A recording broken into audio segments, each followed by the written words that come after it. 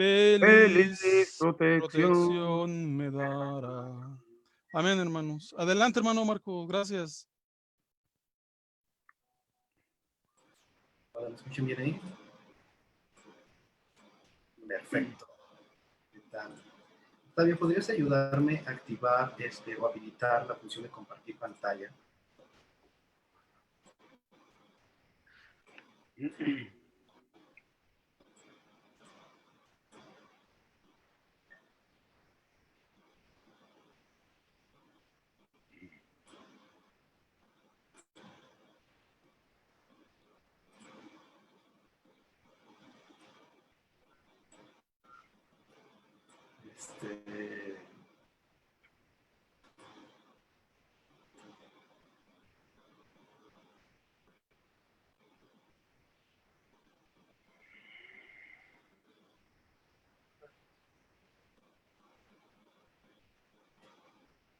Ok.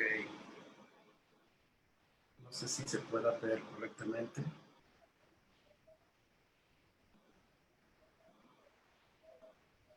Yo veo tus burbujas. Sí, son unas burbujas ahí.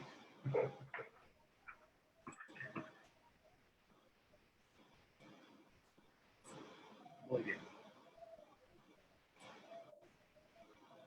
Bien, pues muchas gracias.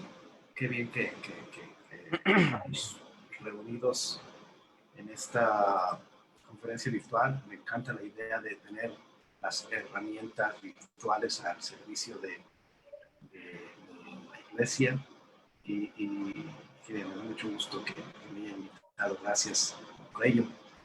Durante esta contingencia es posible que algunas personas estén pensando en cómo aprovechar mejor el tiempo. Y bueno, estar encerrados a veces no parece ser la suficiente oportunidad para aprovechar el tiempo. Y me hace recordar en aquel tiempo en donde los israelitas tuvieron que ser transportados a Babilonia. Y Jeremías decía en su libro, en el capítulo 29, que cuando estén allí en Babilonia ellos tenían que edificar casas y plantar viñas y comer del fruto de lo que habían plantado. Y creo que es un buen consejo para todos los que estamos en contingencia, que este tiempo no pase en vano, que pase con algo que pueda producir algo en nuestras vidas. Y la realidad es que nada de lo que nosotros tengamos como fruto de nuestra vida pasará a menos de que nosotros plantemos cosas. Y debemos plantar semillas en nuestra existencia, plantar semillas en nuestro tiempo, plantar semillas en nuestro matrimonio.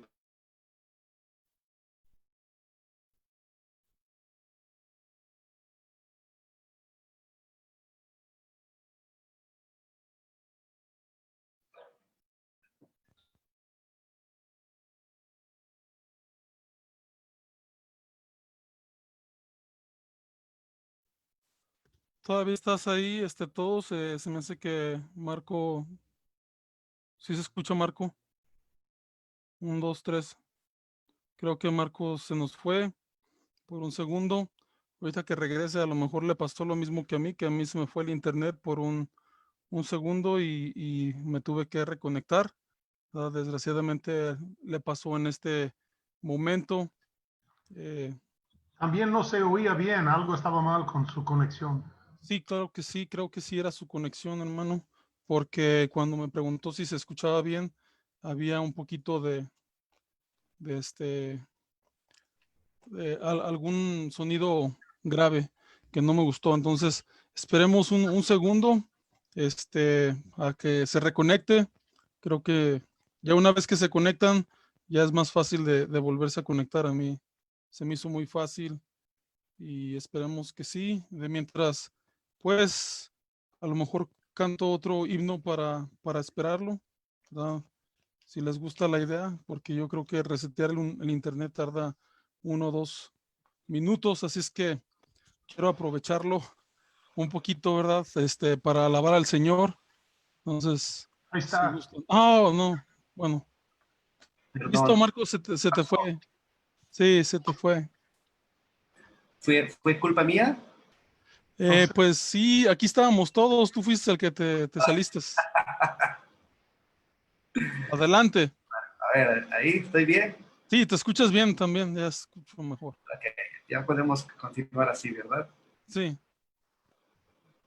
Perfecto. Bueno, les decía, no sé hasta dónde me perdí, pero lo que estoy tratando de decir es que yo he visto a Dios obrando maravillas en las personas.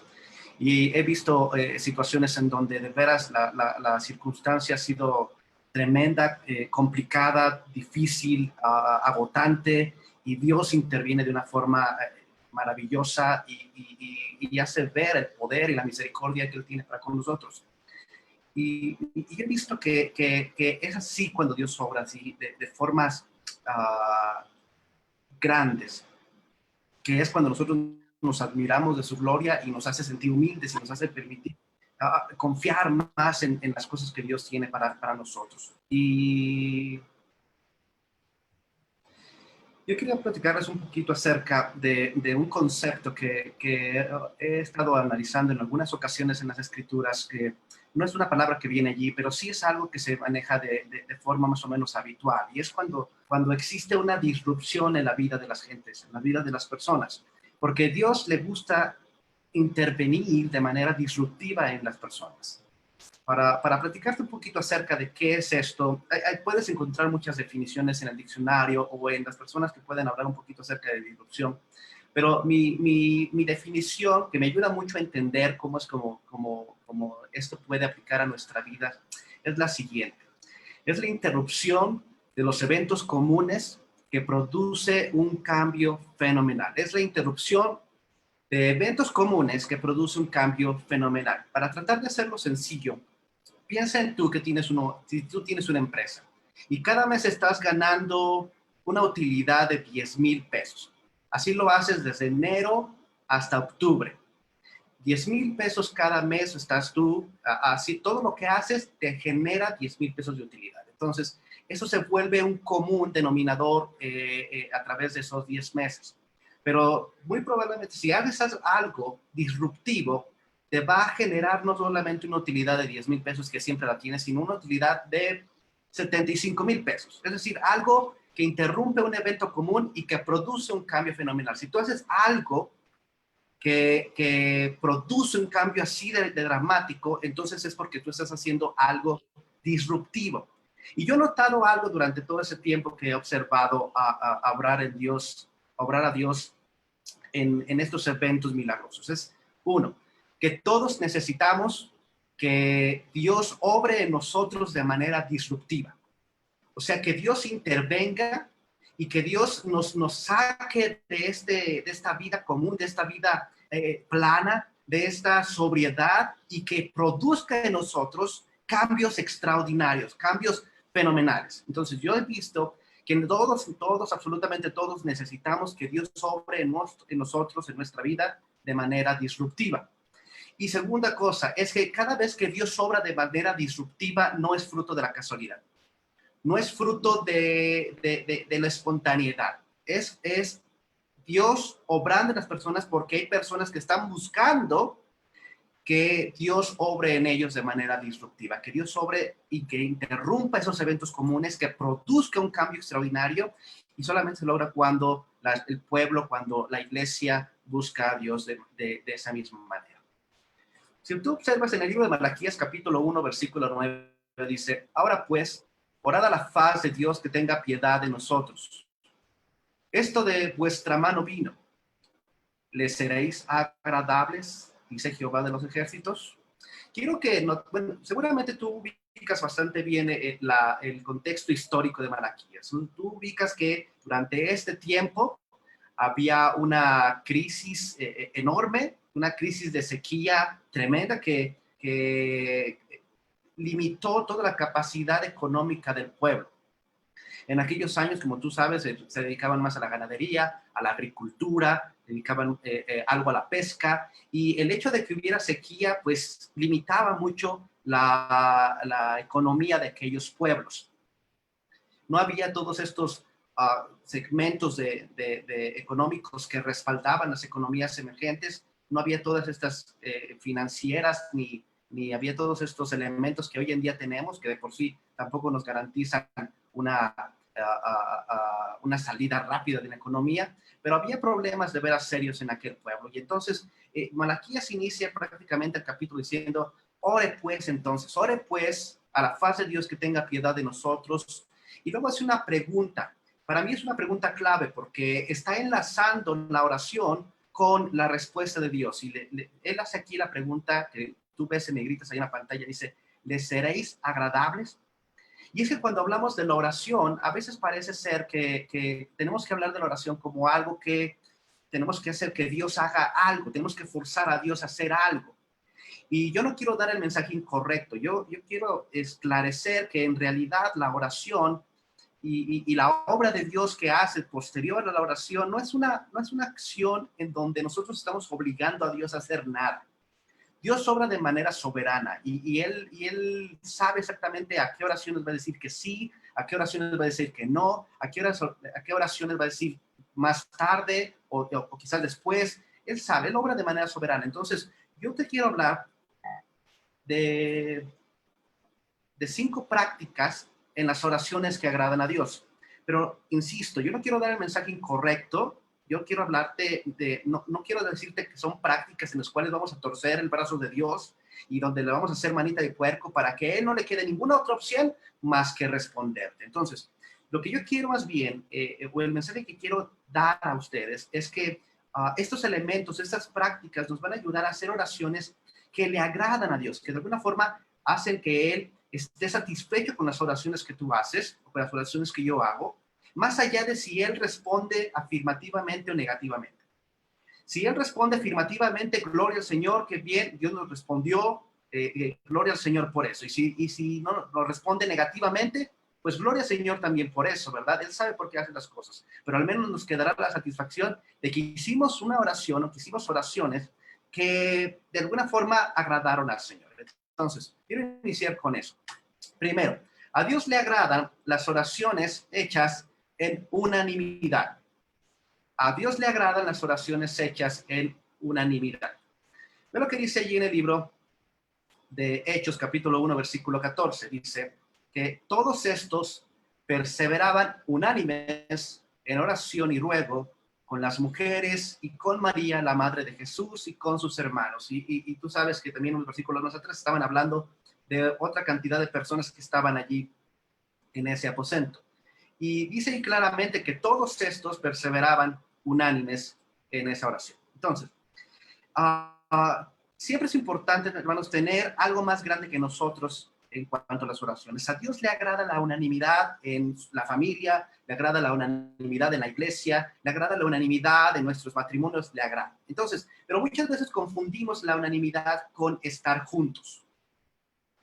Y pensamos que estar juntos, eso es lo que nos hace unánimes. Y no siempre estar juntos nos hace unánimes. Es importante estar juntos.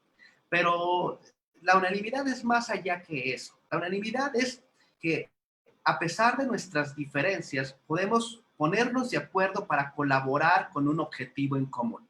¿Sí? Es decir, que nosotros, tú y yo, tenemos diferencias. Algunas diferencias serán en estilo, algunas diferencias serán en opiniones, algunas diferencias podrían ser hasta en doctrina. Tenemos diferencias, pero si nosotros hacemos a un lado esas diferencias, no pretendiendo que no existen, o sea, sabemos que sí existen, las tenemos y somos claros con ellas, tenemos esas diferencias, pero las hacemos a un lado y nos concentramos en trabajar juntos para un objetivo en común. Eso es unanimidad. Tú puedes estar junto con alguien, pero si tú no haces a un lado tus diferencias para trabajar en conjunto con un objetivo en común, entonces no estás siendo unánime. Necesitamos nosotros este tipo de unanimidad en prácticamente todas las áreas de nuestra vida. Y cuando se trata de la oración, esto es algo que es importante para Dios. Esto es lo que pasó, no sé si tú recuerdas, con Daniel, y en aquella ocasión cuando Nabucodonosor tuvo ese sueño que nadie le podía interpretar. Todos los magos allí, todos los sabios allí trataban de convencerlo de que primero le dijera el sueño y luego ellos lo interpretarían, pero Nabucodonosor no era tonto y él sabía que si hacía él eso, entonces daba pie a una conveniencia de estas personas. Y él dijo, no voy a declarar el sueño, pero tú tienes que declararme la interpretación de un sueño que tú no sabes. Como nadie sabía, entonces él ordenó que se les cortara la cabeza, ¿verdad? Que los mataran a todos los sabios. Y cuando llegó esta noticia a los oídos de Daniel, él entendió que necesitaba de la ayuda de Dios. Y él no buscó a Dios solo. Él fue con sus amigos, con Sadrach, Mesach y Abed-Nego, para hacer un grupo de oración para que Dios revelara el arcano, para que Dios revelara el sueño y que también revelara la interpretación. Y eso fue lo que sucedió. Y vez tras vez a través de las escrituras vemos cómo Dios contesta en oraciones hechas con unanimidad. Pero seguramente estas personas tenían diferencias y había diferencias de opinión y diferencias importantes. Pero Dios obró de tal forma que pudo liberar la cabeza de ellos y de muchas otras personas más. Quiero que veas allí en el libro de Hechos, capítulo 12, versículo 11 al 12, lo que dice. Entonces Pedro, volviendo en sí, dijo, ahora entiendo verdaderamente que el Señor ha enviado su ángel y me ha librado de la mano de Herodes y de todo el pueblo de los judíos que me esperaba. Y habiendo considerado esto, llegó a la casa de María, la madre de Juan, el que tenía por sobrenombre Marcos, donde muchos estaban juntos orando. Ve estas dos situaciones. Tenemos arriba y donde dice que estaban perseverando unánimes en oración. Tenemos a 120 personas reunidas y Dios hace descender lenguas de fuego sobre sus cabezas y empiezan a predicar. Y ese mismo día ganaron 3,000 personas. 3,000 personas. ¿Sí? Tiempo después seguían ganando más personas y más personas y más personas. De 120 a 3,000, de 3,000 a 5,000, de 5,000 a muy probablemente 25,000 para después de algunos años. Esto es de la obra de Dios de manera disruptiva. De lo común interrumpe esta situación y obra poderosamente y produce resultados magníficos. Y cuando se trata aquí del texto que tú ves allá abajo, tú recuerdas que entonces Herodes había tomado mano a Jacobo, el hermano de Juan, el apóstol, y lo había matado, lo había asesinado en frente de mucho del pueblo. Y como les agradó esto al pueblo, él dijo, pues voy a matar a uno más, a un apóstol más. Así que tomó a Pedro y esperó unos días porque quería matarlo después de la Pascua. La iglesia empezó a orar. Y cuando la iglesia empezó a orar, entonces Dios envió su ángel, lo liberó y Pedro sale de allí y se da cuenta de que evidentemente algo había sucedido. Fue a la casa de esta mujer que se llamaba María y declara allí en Lucas que estaban muchos juntos orando. Y eso es lo que quiero que te lleves. Quiero que te lleves el hecho de que a Dios le agradan las oraciones en unanimidad. Él dice claramente en el libro de Juan que Él quiere que todos seamos uno como Él y el Padre son uno. Y yo creo que esa es la razón por la cual Dios le agradan esas oraciones. Porque así como el Padre y el Hijo son uno, y Él espera que tú y yo y que la iglesia sea uno. Entonces, si quieres que Dios obre, o si quieres hacer oraciones que Dios le agrada, y quieres que Dios obre de manera disruptiva, no olvides que necesitas el apoyo, la comunidad de la iglesia y de compañeros y amigos que estén contigo orando. Segunda cosa, a Dios le agradan las oraciones en perseverancia. Dice Colosenses capítulo 4, versículo 2, perseverad en oración, velando en ella con hacimiento de gracia. Perseverar es una actitud que realmente es una virtud que deberíamos desarrollar en muchas de nuestras acciones, como aprender algún instrumento nuevo. No es fácil hacerlo, se requiere perseverancia en ello, se requiere de veras mucha atención, de estar concentrado y continuar con ese rumbo particular a pesar de los obstáculos, a pesar del dolor, mantenerse firme, constante en una manera de ser, en una manera de actuar. Perseverancia es una verdadera virtud. Por un lado sabemos y hemos escuchado que a Dios le gusta bendecirnos, que Dios se complace en bendecirnos, pero por otro lado parece que no nos bendice tan rápidamente, ¿verdad? Tenemos que estar orando constantemente, perseverando en ella, porque Dios no responde rápidamente con un sí. ¿Y por qué Dios tiene esta dualidad. ¿Por qué es que por un lado quiere bendecirnos, pero por otro lado no nos contesta? Bueno, muchos cristianos se han hecho estas preguntas por cientos, decenas de años, pero probablemente cientos de ellos también. ¿Por qué Dios no contesta a pesar de que Él quiere bendecirnos? Inclusive utilizan este texto, esta parábola donde está el juez injusto y la viuda, ¿verdad?, que necesita de su justicia, para hacernos ver a Dios como si hay que convencerlo, hay que darle lata, hay que molerle, porque prácticamente es lo que dice ese juez, ¿verdad? Para que no venga y me muela, ¿sí? Ya me es molesto, pues vamos a hacerle justicia. Y utilizamos ese texto como para explicar que a Dios hay que hacerle así, hay que darle lata, hay que molestarlo, hay que fastidiarlo al punto de que entonces ya nada más por fastidio nos responda con en lo que nosotros estamos pidiendo. Pero desde mi punto de vista, esto está más lejos de la realidad de lo que de veras Dios demuestra en las Escrituras. Dios, desde mi punto de vista, no es alguien al cual hay que darle lata. Él sí se complace en bendecirnos. Pero esto no significa que Él nos va a bendecir inmediatamente con nuestras oraciones, sino que Él le agradan oraciones hechas en paciencia, porque la perseverancia tiene el propósito de ayudarnos a ser conscientes de la importancia y de la validez de nuestros deseos. Es decir, si no somos conscientes de la importancia y la validez de nuestros deseos, contestarnos de manera afirmativa va a ser un perjuicio realmente en nuestra vida.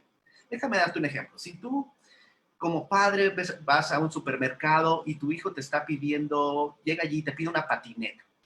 Tú le dices, no, hoy no, hoy no te lo voy a comprar, luego lo hacemos.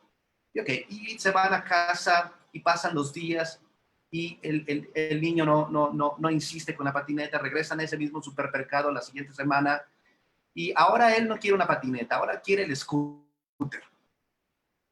Y dices, no, ahora no, lo haremos después, y luego te vas, y luego regresan la siguiente semana a ese mismo supermercado, y ahora ya no quiere ni la patineta ni el scooter, ahora quiere un videojuego. Bueno, muy probablemente cambio de opinión nos hace ver claramente que a este niño no le importa tanto ni una ni la otra cosa. Pero por el contrario, si te pide la patineta y luego le dices, no te lo voy a comprar hoy, luego lo hacemos, pero ese luego se convierte cada semana que tú vas a ese supermercado, quiere seguir teniendo la patineta. Y no solamente quiere la patineta, entra a videos de YouTube para saber cómo se maneja una patineta. Y no solamente entra a videos para saber cómo se maneja una patineta, se junta con otros niños que tienen patinetas y les pide prestada y la utiliza y se cae en ella y le estás ayudando a curar las heridas que vienen por haberse caído de la patineta, y eso lo hace constantemente, a pesar de no tener la patineta porque todavía no se la compras. Y pasan 2 meses y todavía insisten que quiere una patineta y se sigue juntando con esas mismas personas y sigue cayéndose porque sigue intentando aprender la patineta. Créeme, a ese niño le importa la patineta. Cuando se trata de perseverancia, nosotros a veces somos así, ¿no? Queremos orar y queremos entrar con muchas ganas y queremos pedirle al Señor que Él nos responda y queremos hacerlo con mucho ímpetu, con mucha interés, pero al resto de la semana probablemente eso ya no es tan importante para nosotros. Piensen esto, cuando se trata de un enfermo en casa, somos capaces de perseverar en oración. Y es por lo que estoy tratando de decir esto. La perseverancia de alguna forma nos hace conscientes de la importancia y la validez de nuestros deseos. Dice Romanos capítulo 12, versículo 12, gozosos en la esperanza, sufridos en la tribulación, constantes en la oración. Y Hechos capítulo 12, versículo 5 dice, este pasaje, precisamente este último, es anterior a lo que hablamos hace un momento acerca de la unanimidad. Dice, así que Pedro era guardado en la cárcel y la iglesia hacía sin cesar oración a Dios por él. ¿Sabes? Estas personas recibieron contestación a su oración, al menos teniendo 2 de los elementos de los que estamos hablando ahorita. Primero, la unanimidad y luego la perseverancia. Tercero, a Dios le agradan las oraciones en santidad. A Dios le agradan las oraciones en santidad. Salmo 66, versículo 18 al 20 dice, si en mi corazón hubiese yo mirado la iniquidad, el Señor no me oyera. Mas ciertamente me oyó Dios, atendió a la voz de mi súplica. Bendito Dios que no echó de sí mi oración, ni de mí su misericordia. Sería hoy una excelente oportunidad para platicar acerca de la santidad y de todos los elementos que esto lleva, pero la realidad es que es un tema bastante amplio y es difícil tocarlo solamente con un solo punto. A mí me gusta platicar cuando hablo de la santidad de una manera sencilla y para mí lo más sencillo para entender es que la santidad es cuando alguien es apartado por Dios para su propio servicio. Los israelitas tenían días santos y esos días santos eran porque eran apartados de los días comunes. Esos días no vivías de la misma forma en la que vivías los demás días, sino que eran días diferentes, eran días que se trataba de dedicar a Dios. Los israelitas tenían lugares santos y esos lugares no podías tratarlos como algo común, como cualquier otro lugar. Los tratabas con mucho respeto, con mucha reverencia, porque ese lugar era apartado por Dios para adorarlo. Tenían inclusive hasta vasos santos, ¿verdad? Y esos vasos no podías tú tratarlos con toda con la misma comunez que tratabas a los demás vasos. Eran especiales. Y eran especiales porque eran vasos que eran dedicados para el servicio a Dios. Y en el momento en que tú y yo entregamos nuestra vida a Cristo, en ese momento, hermanos, en ese momento somos santos. El Espíritu Santo viene a morar en nuestras vidas y entonces eso nos hace especiales. Y nos hace especiales no porque nosotros somos especiales, sino porque Dios viene a morar en nosotros, nos hace santos, nos aparta del común para su servicio. Y aprovecho en esta ocasión para todos aquellos que puedan llegar a escuchar este mensaje y que no han entregado su vida a Cristo, que no se han arrepentido, que no se han acercado al Señor y que no le han dado su corazón, no le han dado su vida, que no deje pasar más tiempo. Que el Señor está dispuesto a perdonar y que Él quiere hacerlo santo. No un santo en el sentido de que es alguien que no peca, porque eso no es santidad. Santidad es ser apartado por el Señor para su servicio. Él quiere apartarle para su servicio. Entonces no estamos hablando de alguien impecable, no estamos hablando de alguien que hace milagros. Estamos hablando de alguien que es apartado por Dios para sus servicios. ¿Sí?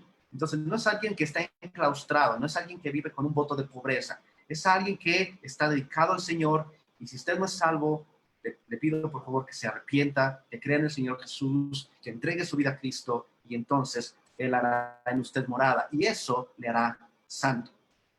Y todos sabemos que ser santo implica precisamente no mirar la iniquidad y el Señor le agradan estas oraciones.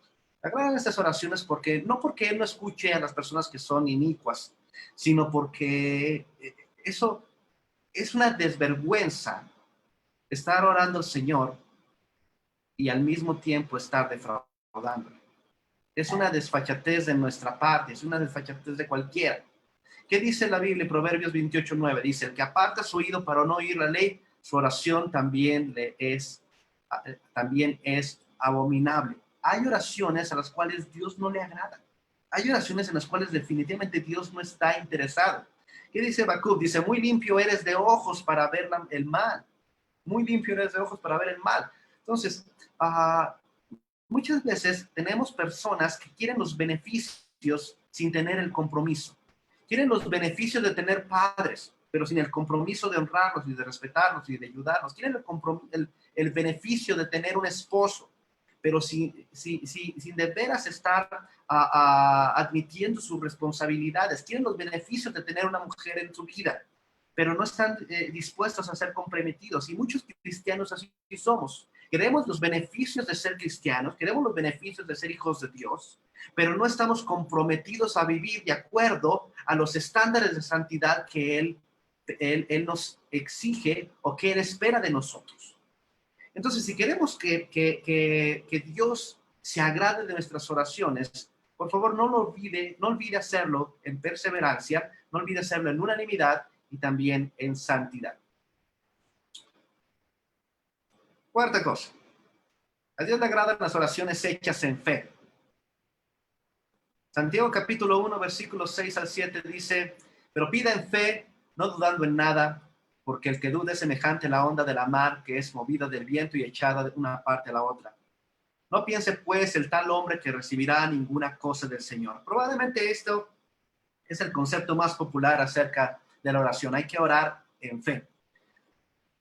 Pero la fe es algo muy, muy complejo, hermanos, muy, muy complejo. Es algo difícil de definir en realidad. Y para quien dice que tiene una definición completa, total de fe, muy probablemente está ignorando algunas situaciones, porque la fe es una variable bastante difícil en muchas circunstancias y las aplicaciones de ella. Pero en este contexto, déjame tratar de aclarar desde mi punto de vista lo que me parece más sencillo comprender. Y es que la fe es la seguridad de que Dios nos escucha mientras tenemos la expectativa de que Dios responderá. Lo repito, que la fe es la seguridad de que Dios nos escucha mientras mantenemos la expectativa de que Dios responderá. Hay personas que oran y no creen de veras que Dios los está escuchando. Hay personas que oran e inclusive, ya sea por costumbre o porque así les enseñaron de pequeños, creen que creen. Pero la realidad, hermanos, es que debemos tener la certeza, o debemos basar nuestra certeza de nuestra fe en verdades que la Biblia expresa. La fe no es algo que nace sin entendimiento. La Biblia claramente dice que la fe es por el oír y el oír la palabra de Dios. Nosotros necesitamos tener basada nuestra fe en algo que la Biblia sí está explicando. La fe no es cerrar los ojos y agarrar las manos, ¿verdad? O entrelazar los dedos. La fe no es pujar. La fe es la certeza que Dios nos escucha mientras mantenemos la expectativa de que Dios responderá, porque así lo dicen las Escrituras. Las Escrituras dicen muchas cosas acerca de lo que Dios desea. Cuando oramos según la voluntad del Señor, porque así decimos, Señor, que se haga conforme a tu voluntad, tenemos que saber cuál es la voluntad del Señor. Si no leemos la palabra del Señor, somos carentes de fe. Y si somos carentes de fe, es porque no leemos la palabra del Señor. Si tú crees que Dios te escucha, pero no sabes en dónde está, o no sabes por qué Él te escucha, o cuál es la posibilidad de que Él responda, entonces tenemos muchas cosas que arreglar allí. Pero déjame darte una ilustración sobre esto. Una historia que leí no hace mucho tiempo acerca de la oración que me pareció oportuno platicárselas el día de hoy. Había un pueblo que estaba pasando por una sequía también tremenda, no había lluvia por mucho tiempo, y ellos decidieron que iban a hacer un día de oración, que ellos iban a ir a cierto lugar, cierto monte, se iban a reunir toda la iglesia, iban a invitar a todo el pueblo para que entonces pudieran acercarse y pudieran todos orar a Dios de que Dios quitara esta sequía, que Dios obrara de manera disruptiva, que quitara el común de las cosas, que ya dejaba esto común y que obrara de una manera extraordinaria. Bueno, finalmente llegó el día y todas las personas del pueblo se acercaron a ese día a la hora indicada en el lugar exacto. Y cuando se vieron entre ellos, se dieron cuenta que solamente un niño había llevado un paraguas. Me gustó mucho la historia porque ilustra bastante bien, desde mi punto de vista, que a veces así somos con las oraciones. Oramos, pero no esperamos que Dios responda. No tenemos la expectativa de que Dios responda. Evidentemente, en esa historia solamente ese niño creyó que Dios iba a responder y se preparó con su paraguas. Dice Santiago que si dudamos, no pensemos entonces que recibiremos algo. Hay muchas razones para dudar, muchas razones para dudar. Pero yo creo que la historia de Abraham nos ayuda a esclarecer mucho de este punto. Dice allí que tampoco en la promesa de Dios dudó con desconfianza. Antes fue esforzado en fe, dando gloria a Dios, plenamente convencido de que todo lo que había prometido era también poderoso para hacerlo. Tú sabes esa historia claramente. A los 75 años Dios les prometió a Abraham una descendencia que iba a ser como las estrellas del cielo, como la arena de la mar, y habían pasado ya 25 años y no había recibido esa respuesta. 25 años de su vida sin haber recibido esa respuesta. Ella tenía 100 años, su esposa tenía 90 años, una matriz muerta que siempre había sido estéril y sin embargo era convencido, plenamente convencido de que todo lo que había prometido era también poderoso para hacerlo. La próxima vez que digas que tienes fe en algo, asegúrate de que la palabra de Dios te respalde. Bien. Pero Dios no solamente le agradan las oraciones hechas en unanimidad, en perseverancia, en santidad y en fe. A Dios le agradan también las oraciones hechas en disrupción. Y si ya se te olvidó qué es la disrupción, te lo regreso aquí. Es la interrupción de los eventos comunes que produce un cambio fenomenal. ¿Sí? La interrupción de eventos comunes que produce un cambio fenomenal. Es decir, que sea diferente a lo que normalmente haces, al común denominador de tu vida, al común de lo que siempre estás haciendo con las oraciones. Porque algunos han tenido el buen hábito de estar orando a Dios, por ejemplo, en las mañanas. Todos los días en las mañanas están orando, Señor, dedican ahí 10 minutos, o dedican 5 minutos, o dedican 15 minutos a la oración y están común, ella se volvió común en ellos. Qué bueno que así tuviéramos todos los cristianos teniendo devocionales así. Que los cristianos estuvieran iniciando su día en la presencia del Señor y que pudieran ellos leer sus escrituras y leer y también orar al Señor. Qué bueno que tuviéramos así muchos cristianos haciendo eso. Pero cuando se trata de este tipo de oraciones de las cuales yo te estoy hablando, tenemos que ser disruptivos. Tenemos que interrumpir esos eventos comunes y hacer algo diferente, hacer cambios en ello. Por ejemplo, ve lo que dice allí en el libro de Mateo, capítulo 26, versículo 41. Dice, velad y orad para que no entréis en tentación. El espíritu, la verdad, está presto, mas la carne enferma. Tú sabes, ahí esa historia, los discípulos estaban sacando demonios en muchas partes, pero en este caso en particular, no pudieron hacerlo. Ellos preguntan por qué, ¿verdad?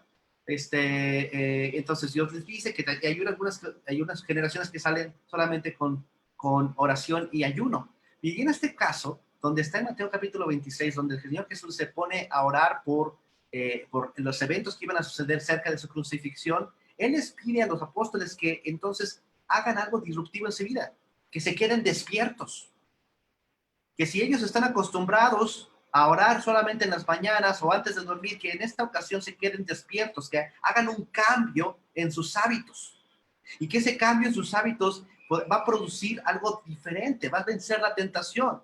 Ve lo que dice Daniel 9:3, dice, y volví mi rostro al Señor Dios buscándole en oración y ruego, en ayuno y silicio y ceniza, ¿ves? Estamos hablando de cosas que son radicales, que son extraordinarias, que son más intensas, que son algo diferentes, que son algo excesivas, que son algo inesperadas, que son algo dramáticas, que es quitar de los hábitos que normalmente tenemos, es a dedicarnos a pasar la noche en vela para estar en la presencia del Señor, a ponernos en ruego, a suplicar, a gritar, a ayunar, a abstenernos del alimento. Ve lo que dice allí en Mateo 17:21, mas este linaje no sale sino por oración y ayuno, ya lo había mencionado. Es decir, tener hacer completamente algo extraordinario, algo que no hacemos comúnmente, algo que produzca en nosotros un evento disruptivo, que cambie nuestros días, que no sea lo mismo de siempre, sino que cambiemos nuestros hábitos, ya sea alimenticios o nuestros hábitos de sueño, nuestros hábitos de súplica, y que podamos nosotros ponernos en la presencia del Señor. Y es que esto es lo que produce. Más allá de los presentes que el Señor puede darnos, cuando nosotros hacemos este tipo de acciones, de velar, de orar, de ayunar, de rogarle, estamos más enfocados en la presencia de Dios que en lo que Él puede darnos. Estamos más enfocados en la presencia de Dios que en lo que Él puede darnos. Y nos daremos cuenta de que es mucho más delicioso estar en su presencia que el hecho de que Él nos conteste afirmativamente. Dice el salmista que él prefiere estar un día en sus atrios que 1000 fuera de ellos. Que él disfruta más estar un día en la presencia del Señor que 1000 días fuera de la presencia del Señor. ¿Por qué será que a veces nosotros no disfrutamos la oración? Este es un tema básico, hermanos. Esto es algo que a lo mejor para algunos de ustedes dicen, ¿cómo vamos a hablar otra vez de la oración? Es algo sencillo, es algo básico, es cierto. Es probablemente uno de los temas que más se han hablado en la historia del cristianismo, pero también es una de las áreas en donde más cristianos fallamos. Y me gustaría que entonces, precisamente porque es una acción tan básica, pero es tan importante, hermanos, que de veras tengamos una vida dedicada a la oración. Más allá de toda esta parafernalia alrededor de ella, sí estar conscientes de que cristiano que no ora es un cristiano que es débil y que hoy en día la iglesia necesita cristianos fuertes. Hoy en día necesitamos discípulos fuertes. Hoy en día necesitamos maestros fuertes, pastores fuertes, ancianos fuertes. Yo te decía que cuando Jeremías le habla al pueblo cuando va a Babilonia acerca de esos días, él dice, planten y coman de su fruto. Yo creo que es un buen momento, hermanos, durante esta contingencia de plantar buenas semillas. Y una de ellas es plantarse la semilla de la oración.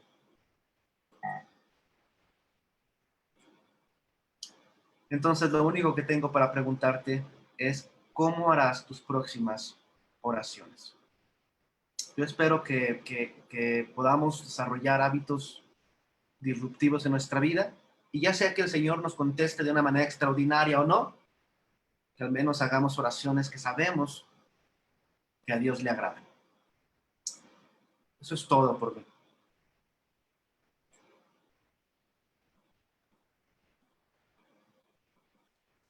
Amén, hermano. Muchas gracias por el mensaje que nos dio en oración. Yo